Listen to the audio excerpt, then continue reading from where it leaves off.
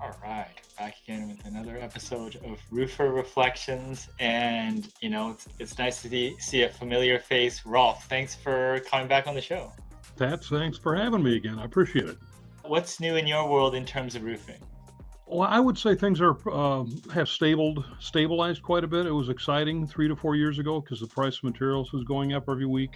It would take you 6 to 9 months to get material, as far as membrane and insulation, fasteners, that kind of stuff. So, um, it's almost as though the roofing industry has become almost dull and boring in the last 2 years because we can actually promise a customer something and fulfill it, which for a couple of years, you had no idea what was going to happen. So, Yeah. but by and large, it's back to being more fun like it used to be because things are predictable. If you get a piece of work, you can manage it and meet client expectations. So it's a nice place to be. How's the labor side in general? Always a challenge. We can outsell what we can put manpower onto. So, and I think every good contractor probably has the same problem, where we have to manage what we sell against the number of man hours that are available in a given year. What work are we going to chase with the set number of man hours we can identify people that are going to do that work? Yeah, and is the best practice generally like selecting the right type of work that maybe you have more experience in, or geographically or whatnot? Like, what are the considerations around like what's the right type of work to go after? That is a great question. So, and that's going to vary. In the case of like Tecta, we've got 100 offices across the country, and they all have a market niche per se. They're all good at different things. As well as generally being good at commodity installations like mechanically attached TPO or that type of thing. It's a function of chasing the work that's a best fit for what we have. Most of our offices are not going to be chasing new construction, big box stuff. We have a couple that specialize in that, but most are not. And they're going to be looking for work that fits the little niche that they have. And there is plenty of that work. The big thing is continuing to reach out to existing customers, maintaining the relationships. Because as I tell people, if we're not talking to our customers, somebody else will.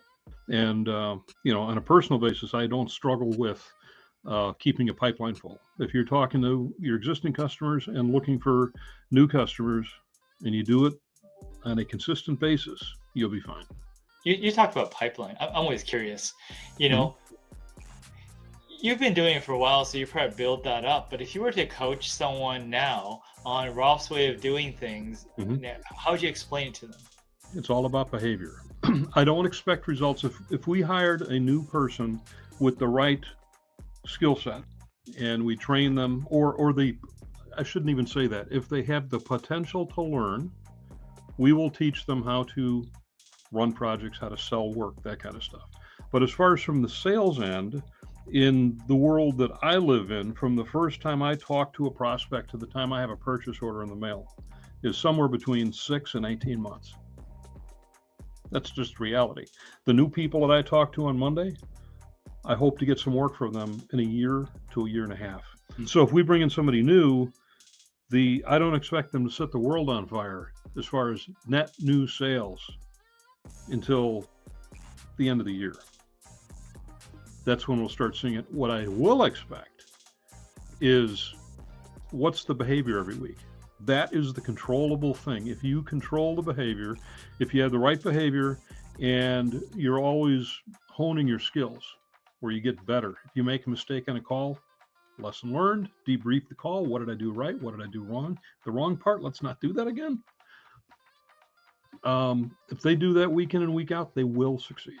As an industry, people are listening to this, whether they're part of the industry or not, what can we do to collectively get better? What are the areas that everyone can sort of chip in to be better in the roofing industry?